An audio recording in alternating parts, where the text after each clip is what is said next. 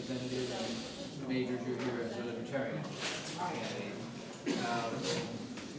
Mr. Cusi, would you please go ahead and make your 1-minute opening statement? Thank you for having me. I really appreciate all the work you do throughout the city. I'm Natalia Stracuzzi. I'm running for delegate to the U.S. House. We have to change government, make it work more for the people. Our government doesn't relay what we need done. There's no reason we should have to work for somebody for Social Security. Realistically, if our energy department can give $8 billion to a company in Atlanta to build a nuclear power plant, and the state gives them 6, they put up 6, so it's even third state and federal. I feel with these type of investments, we should be able to pay higher dividends to our Social Security recipients, 100% of their health care, we manufacture, we work for 70. On top of that, we should fund education much better with these type of investments. You get kids with a 3.7 to 4.0 grade point average. These kids should get a free ride on the taxpayer at a state or city university, based on the fact that they may find that new alternative energy in that periodic chart, or they may cure that next disease. But if we don't give them that opportunity, how will we ever find out? So this is where government has to change fundamentally for the people. And I want to make it profitable and change a lot of different things. I hope we can get into that into the further on in the forum. Thank you. Mr. Majors.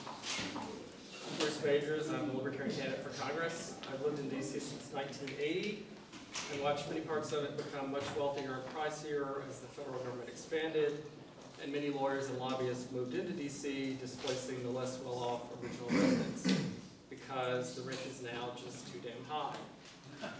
I'm running because the D.C. political class is sclerotic and senescent, corrupt, and or willing to overlook corruption. I think we need more parties on the ballot and to provide more competition and criticism. New solutions for our failing schools, failing transportation systems, and failing power lines. I need 7,500 votes to get permanent ballot status for Libertarians so they can be one of those new voices and not have to collect thousands of signatures each time they want to put somebody for office. In addition, Libertarians would bring some issues to the table that have sort of been abandoned by Delegate Norton and the Democrats, including reducing military spending, closing bases, ending occupations and conflicts, and ending the drug war. Thanks. Delegate Norton had a conflict tonight and unable to be here with us. And this first question is not intended to in any way respond to her failure to be here, but the question is, what's the biggest shortcoming of our incumbent member of Congress? And on the other hand, what's her greatest accomplishment? Mr. Majors, you want to go first? Biggest shortcomings. Lately, it seems like she's not getting enough respect from her own party, and she's sort of been being taken for granted, which I think may mean that the whole city's being taken for granted. Accomplishments. She kind of tried to defend gay marriage against the Republicans in Congress, although we did have a Democratic House and Senate and President for 2 years, and they managed not to overturn DOMA, even though they were all there. And the first time buyer housing tax credit was probably good. Mr. Security. I like to first say I respect Ms. Woman for all the work and all the time she's devoted for the District of Columbia. But she's no longer effective and no longer respected at the national level or on the Hill, in her committees and working and such. I feel that she's had 2 bills filled that were drastic for the district, which could have been a great accomplishment for her. One was the one for the Ward 5 special election. It would have saved us $350,000. It passes the House, which is Republican, fails the Senate, which is Democratic. She no longer has respect. Then we have the bill that went through the Utah bill for the vote. Passes the House, same scenario, fails in the Senate. Again, she doesn't have the respect and have the power she has anymore. It's time for her to move on, let somebody new come in with fresh new ideas and run it and change it. I think the bill that she submitted that we could go in-state school tuition, the same prices, even though the states have changed that up on us now, so we don't really qualify for that as cheap as we did. But I think that was a great accomplishment. I think the statue being moved in to what they call the capital of Douglas was a great thing too. So. Okay, this next question is, what do you call it when you have an easy question?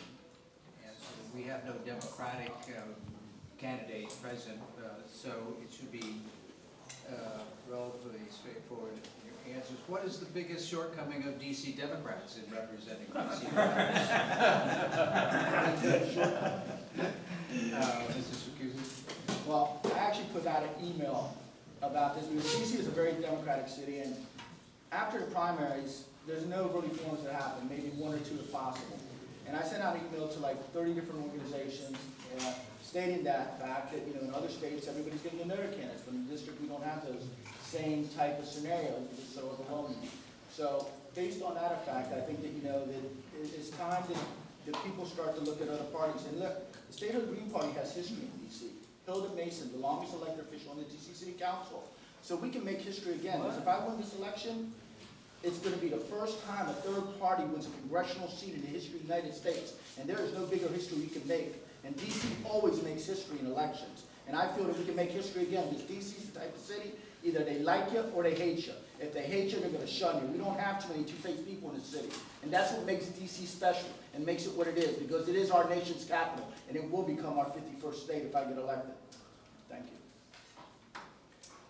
Local DC Democrats, the elected political class, I think their main problem is just that some of them are corrupt and some of them either didn't notice or were overlooking that problem. And I think there's a lot of selling of political favors and regulatory access for all kinds of things to developers and other people. And I think they've been involved in it. Okay, next question. Describe your party's approach to winning DC residents their rights as citizens. Is your party united on this approach? Mr. Mason. I don't think that the Libertarian Party nationally has given it a lot of thought, and although I'm in favor of statehood, I think that we've seen in the past that the kind of ruling political class of DC is completely willing to overturn things that voters actually want and even vote on, in particular in the 90s when 66% of the people voted for term limits, and the city council decided, oh, we don't care, we'd like to keep these jobs. Some of them are still there, have been there all this time, so we're going to get rid of that. So I think you should actually put it on the ballot that they should have a choice between the status quo, which I'm sure nobody would want, statehood, or being equal, which we're currently not, to Puerto Rico, and having no federal income tax if we don't have representation. I will, for the moment, leave out the possibly more libertarian possibility that the Puerto Ricans are entertaining on their ballot of declaring independence. Well, the State of Green Party, its main goal is to become the 51st state. And that's what we work on, and that's what we strive for. I have an idea which I think will bring us there. I feel that this is the biggest civil rights issue we have these days, us being deprived of that. And I like to get other organizations to join our cause, like the NAACP, the National Urban League, the ACLU, youth groups, Hispanic organizations, DC City Council, and Prince George's City Council, to put together a rally on Emancipation's Day. And let's really talk about democracy the way it should be talked about, based on the fact that our rights are being taken and we're upon and stepped on by Congress every day, left and right. And we have to make a change. And the only way to do this is to make it an international talking point that it becomes an embarrassment. Because we preach democracy around the world. But right here in our own nation capital, we stomp on the people that believe in it. And as any other colony or any other organization in the state that wanted to become a state, they voted on it with a referendum, they passed it, and they were inducted to the Union on equal footing.